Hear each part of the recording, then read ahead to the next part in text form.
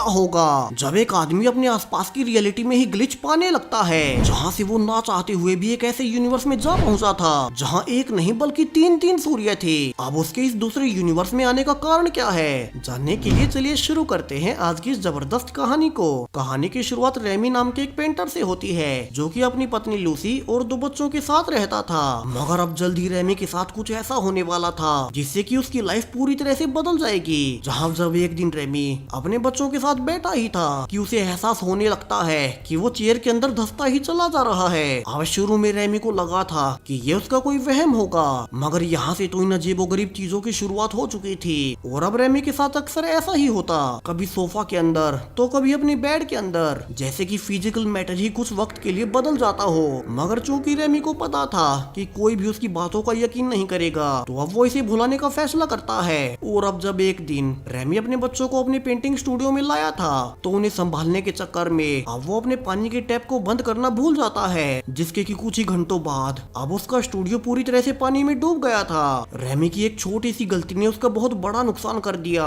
क्योंकि इस पानी के कारण उसकी काफी सारी महंगी पेंटिंग्स खराब हो गई, तो वहीं जो कुछ थोड़ी बहुत बची भी थी, अब रेमी बाकी वर्कर्स के साथ मिलकर उन्हें निकालने की कोशिश करने लगता है। लेकिन अब फिर से उसके साथ पहले जैसा ही होता है और वो अचानक से पानी के अंदर डूबने लगता है। मगर इस बार वो पहले की तरह खुद को बाहर नहीं निकाल पाता, और जब वो पानी के बाहर निकला था तो देख पाता है कि वो अपने स्टूडियो में नहीं बल्कि एक नदी के बीचों बीच निकला है। वहीं से भी अजीब बात, अब रेमी देख पा रहा था कि यहाँ एक नहीं बल्कि तीन तीन सूर्य थे, यानी कि ये पृथ्वी रेमी की पृथ्वी नहीं थी, जहाँ इस दुनिया में हर और हरियाली है, ढेर सारे पेड़ पौधे और पहाड़ हैं, वहीं तीन तीन सूर्य भी हैं। अब रेमी का तो ये सब देख सिर्फ फटा जा रहा था कि वो ये कहाँ आ गया,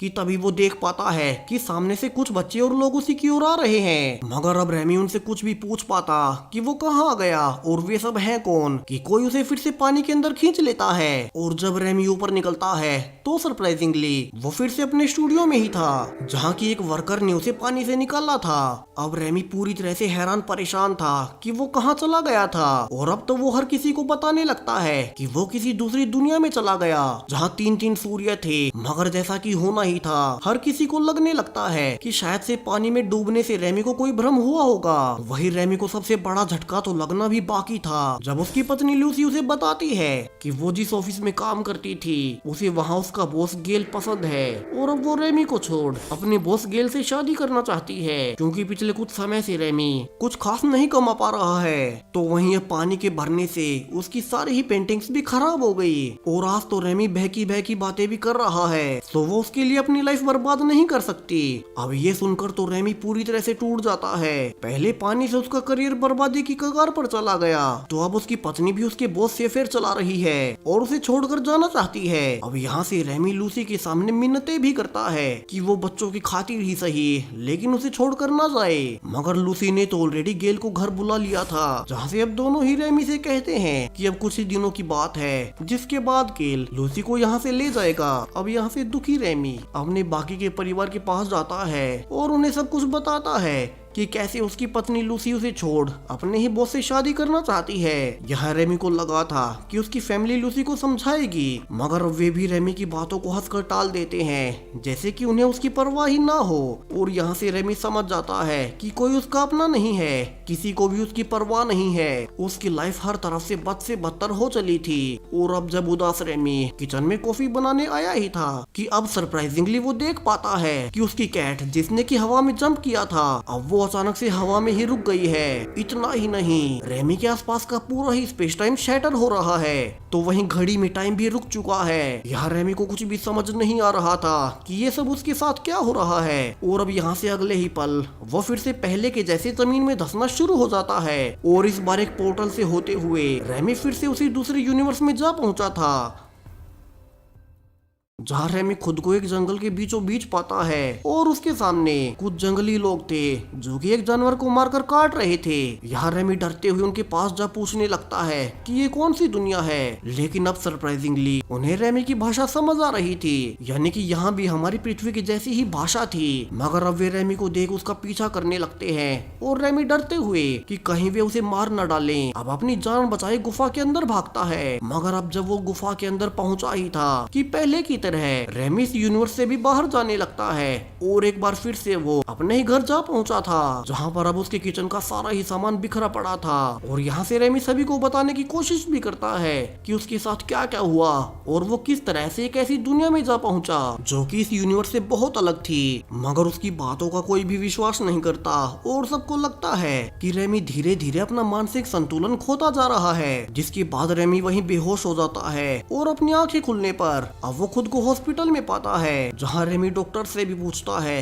कि उसके साथ ये सब क्या हो रहा है, जहां बार बार उसके आसपास का पूरा ही स्पेस टाइम ग्लिच करने लगता है और वो एक दूसरे यूनिवर्स में पहुंच जाता है। मगर अब हर किसी की तरह डॉक्टर भी उससे कहती है कि रेमी की बॉडी के साथ कुछ भी गलत नहीं है और शायद से ये सारे ही भ्रम उसे ज्यादा टेंशन लेने से हो रहे होंगे, तो रेमी को कुछ दिन आराम करना चाहिए। मगर अभी तो रेमी आराम करना अफोर्ड ही नहीं कर सकता। जहां जब वो अगले ही दिन अपने स्टूडियो में जाता है तो वहां बहुत सारे लोग आए हुए थे जिनका की ढेर सारा लोन रेमी को चुकाना था। वहीं अब तो उसकी पेंटिंग्स भी पानी में खराब हो गई, तो अब कोई भी रेमी को लोन चुकाने के लिए और वक्त देना नहीं चाहता था। अब रेमी उनसे वक्त मांगने की कोशिश कर ही रहा था कि एक बार फिर से स्पेस टाइम ग्लिच करने लगता है और रेमी को इस बार पता था कि उसके साथ आगे क्या होने वाला है और होता भी ऐसा ही है। जहां रेमी एक और बार फिर से उसी दुनिया में निकला था जहां वो पहले भी 2 बार आ चुका है, मगर इस बार वो किसी प्रकार की इंसानी कॉलोनी में था और इस बार उसके चारों ओर बहुत सारे लोग रेमी को देख चीयर करने लगते हैं, मानो वे सब उसी कहने का इंतजार कर रहे हों।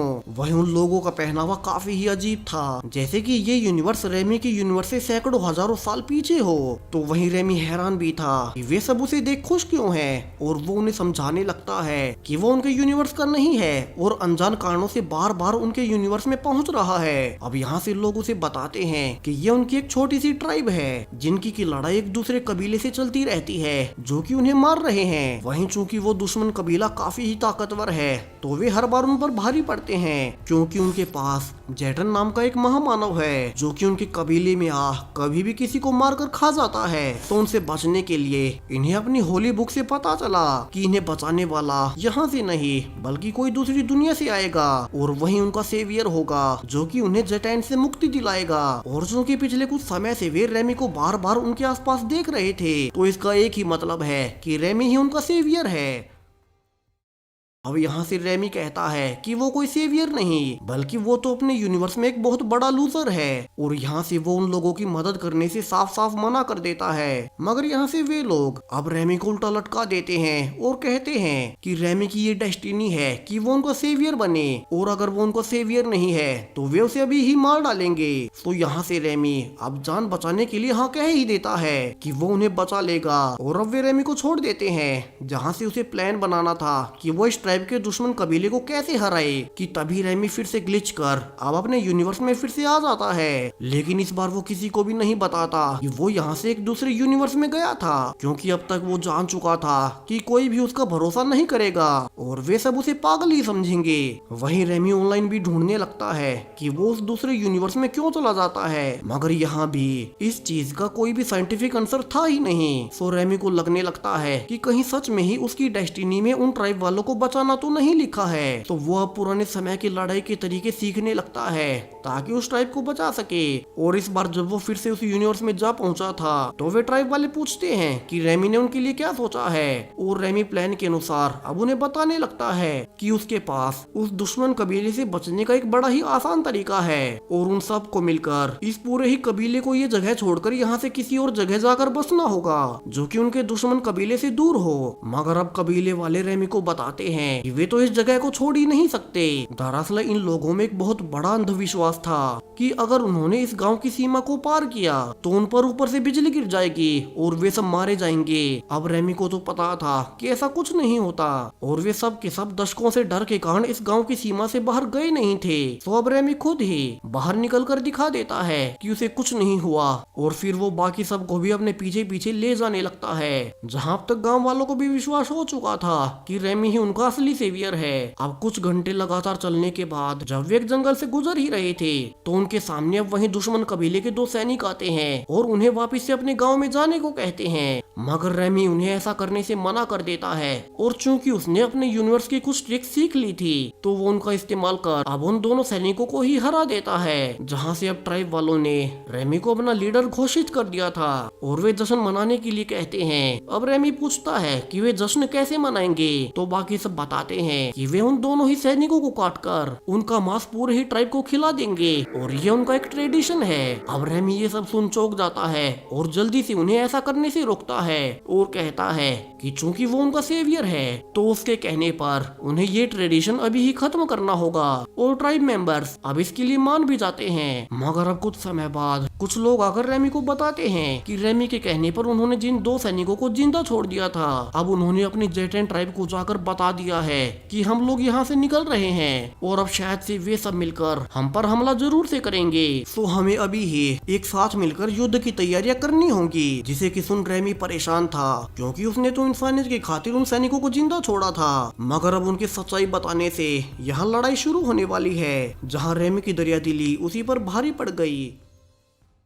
जिसके बाद रेमी अब फिर से अपने यूनिवर्स में आता है और पुराने समय में हुई लड़ाइयों की प्लानिंग और टैक्टिक्स सीखने लगता है ताकि उस दूसरे यूनिवर्स के लोगों को बचा सके। और अब वो इन्हीं किताबों के साथ फिर से उस दूसरे यूनिवर्स में चला गया था, जहाँ वो इतिहास की सफल सेनाओं की तरह अब इस कबीले के सैनिकों को तैयार करने लगता है और उन्हें सफल प्लानिंग सिखाने लगता है, जहाँ से वे सब मिलकर अब जल्द ही शुरू होने वाले युद्ध की तैयारियां कर रहे थे। वहीं अब जब रात को थक कर रेमी आराम कर रहा था कि उसके पास इस कबीले की कई सारी लड़कियां भी आती हैं और कहती हैं कि चूंकि रेमी उनका मसीहा है तो वे उसे खुश करने के लिए कुछ भी करने को तैयार हैं। मगर रेमी उन्हें कुछ भी करने से मना कर देता है और बताता है कि किस तरह से वो अभी भी अपनी पत्नी से प्यार करता है, जो कि बेशक से अपने बॉस के साथ अफेयर में हो मगर वो उसे धोखा नहीं दे सकता। जिसके बाद सारी ही लड़कियों के मन में रेमी के लिए इज्जत बढ़ गई थी और अब वो फिर से अपनी दुनिया में वापस आता है और अपने बच्चों को यकीन दिलाता है कि वो उनकी माँ को खुद से अलग नहीं होने देगा। मगर अब जब रेमी अगले ही दिन दोबारा उस दूसरे यूनिवर्स में जा पहुंचा था तो वो देख पाता है कि उसके लोग उनके दुश्मन कबीले यानी कि जुटैन के लोगों से लड़ रहे हैं, जहां दुश्मन सैनिक उन पर भारी पड़ रहे थे। तो रेमी जल्दी से अपने सभी लोगों को यहाँ से निकालने लगता है और जुटैन के सैनिकों को हराने का एक नया प्लान बनाता है, जो कि उसने उन हिस्ट्री की किताबों से सीखा था। और वो अकेला ही अब एनिमी सोल्जर्स को अपने पीछे लगा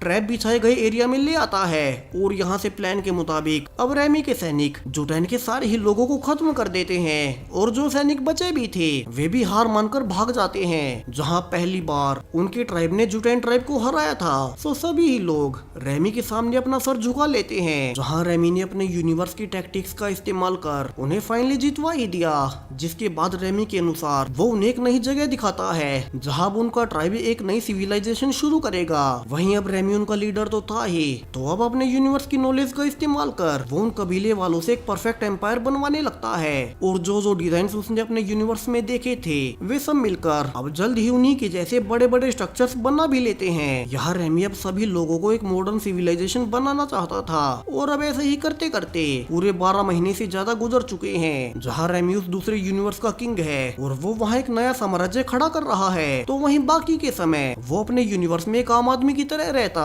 मगर अब समय बीतने के साथ रेमी के बर्ताव में बदलाव आ चुका था और वो इस दुनिया में भी किसी से दबकर नहीं रहना चाहता था। तो वो पहले उसी गेल का सामना करता है, जो कि पहले कभी रेमी का मजाक उड़ाया करता था कि उसकी पत्नी लूसी उसे नहीं बल्कि गेल को चाहती है, जहाँ रेमी पहले उसे मारकर भगा देता है। वहीं अब तो उसके राजा बनने का असर उसके स्वभाव पर भी पड़ने लगा था और वो ट्राइब के लोगों से दिन रात काम करवाता ताकि अपने साम्राज्य को बड़े बड़े स्ट्रक्चर से भर सके। वे सारे स्ट्रक्चर्स जो कि वो अपने यूनिवर्स में देखता था, जहाँ भी 1 साल से ज्यादा तक भी रेमी के सारे ही ऑर्डर्स मानने के बाद अब फाइनली ट्राइब के लोग इन सब से थक चुके थे और वे रेमी को बता ही देते हैं कि वे सब मिलकर भी रेमी की एक आलीशान साम्राज्य बनाने की भूख को नहीं मिटा सकते। उन्होंने ऑलरेडी इतनी सारी बिल्डिंग्स बना दी हैं जितने कि उनके पास कबीले में लोग भी नहीं हैं। वहीं उन्हें जेटैन के लोगों से निजात पानी थी, मगर उन्हें पता नहीं था कि वे खुद रेमी के ही गुलाम बन जाएंगे। और यहाँ से तो अब सारा ही कबीला मिलकर रेमी को राजा की पोस्ट से हटा देता है और उसके खिलाफ विद्रोह कर उसे हमेशा के लिए अपनी ट्राइब से निकाल देते हैं।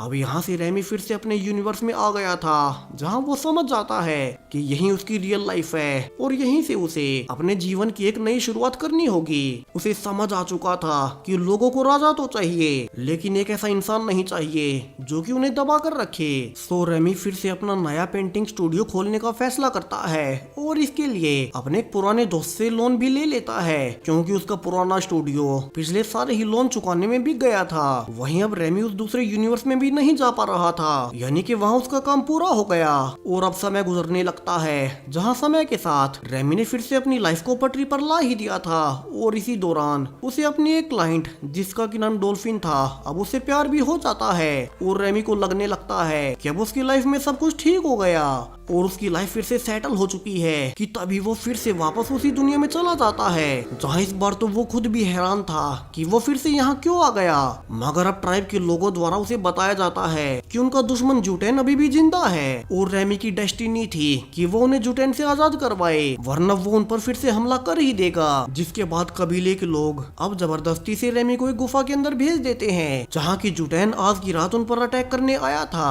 और यहाँ पहली बार रेमी अब जुटेन को देखता है, जो कि हाइट में उससे बहुत लंबा और ताकतवर था। मगर रेमी ने इसकी तैयारी पहले से कर रखी थी और वो अपने यूनिवर्स की जानकारियों का इस्तेमाल कर अब फाइनली जुटेन को मार ही देता है और ट्राइब वालों को कहता है कि उसने जुटेन को मार अपना काम पूरा कर दिया और अब वो हमेशा के लिए अपने यूनिवर्स में जा रहा है, क्योंकि वो समझ चुका है कि वही उसकी असली दुनिया है। मगर यहाँ से रेमी को एक बेहद ही हैरानी वाली बात बताई जाती है। दरअसल कबीले वालों का मानना था कि उन्हें हमेशा के लिए सेफ रहने के लिए सभी रस्मों को पूरा करना था और उनकी आखिरी रस्म अभी भी बची हुई थी, जहाँ आखिरी रस्म में वे अपने सेवियर रेमी जिसने की जुटेन को मारा था, अब वे उसे भी मार देंगे और उसका मांस काटकर पूरे ही कबीले में बांटा जाएगा। अब ये सुनकर तो रेमी डर जाता है और वहाँ से कबीले वालों से बचकर भागने लगता है ताकि अपने यूनिवर्स में वापस जा सके। तो वहीं एक बूढ़ा आदमी अब उस आर्टिफैक्ट को ही जलाने लगता है, जो कि इन दोनों ही यूनिवर्सेस के बीच पोर्टल का काम करता था। और अगर ये आर्टिफैक्ट जल गया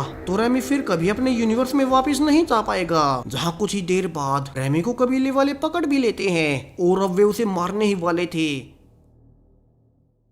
कि वहाँ वही लड़कियां आती हैं जिन्हें कि एक बार रेमी ने कहा था कि वो अपनी पत्नी से बहुत प्यार करता है और उसने उन्हें छुआ नहीं था। तो वे सब मिलकर अब उस आर्टिफैक्ट को आग से निकाल नदी के पानी में फेंक बहा देती हैं ताकि रेमी यहाँ से निकल जाए। और यहाँ से रेमी अब फिर से फाइनली अपने यूनिवर्स में पहुंच ही जाता है, जहाँ उसकी बॉडी को डॉल्फिन एक हॉस्पिटल में ले आई थी, जहाँ रेमी की हालत का सुन उसकी पत्नी लूसी भी बच्चों के साथ आ जाती है। और यहाँ पहली बार डॉल्फिन रेमी की पत्नी लूसी से मिल पाती है और उसे पता चलता है कि रेमी और लूसी उन दोनों का ही अभी तक तलाक नहीं हुआ है। और यहाँ से डॉल्फिन फैसला करती है कि वो रेमी और लूसी के बीच नहीं आएगी। तो वहीं लूसी अब अपने किए पर रेमी से माफी भी मांगती है कि उससे बहुत बड़ी गलती हो गई और अब से वो गेल से अपने सारे ही रिश्ते भी तोड़ रही है। मगर रेमी अपने रिश्ते को कुछ और वक्त देना चाहता था और कुछ महीनों के अंतराल के बाद वे फाइनली अपने मनमुटावों को दूर कर अब फिर से एक साथ हो ही जाते हैं, जहाँ अब रेमी अपने परिवार को फिर से पा काफी ही खुश था। तो वहीं उस दूसरे यूनिवर्स में उस ट्राइब के लोग रेमी का एक बड़ा स्टैचू बनाते हैं, जिसने की दूसरी दुनिया से आ उनकी सिविलाइजेशन को ही बचा लिया। और इसी हैप्पी एंडिंग के साथ अब ये कहानी यहीं खत्म हो जाती है। तो वीडियो पसंद आए हो तो वीडियो को लाइक और चैनल को सब्सक्राइब करना ना भूलें। और भी ऐसी ही वीडियोस के लिए थैंक यू।